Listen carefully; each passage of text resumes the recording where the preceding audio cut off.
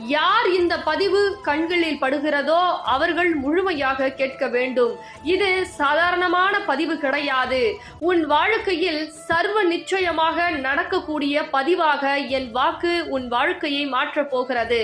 ஒவ்வொரு தருணமும் வாராகி தாயே, நான் வேண்டியது கிடைக்கவில்லை, வாராகி தாயே, நான் நினைத்தது நடக்கவில்லை, வாராகி தாயே, ஒவ்வொரு நாட்களும் எனக்கு கஷ்டங்கள், கவலைகள், மன சோர்வுகள், மன வியாதிகள் என அதிகரித்து கொண்டே இருக்கிறது. வாராகி தாயே, என் வாழ்க்கையில் ஏன் இப்படியெல்லாம் நடக்கிறது?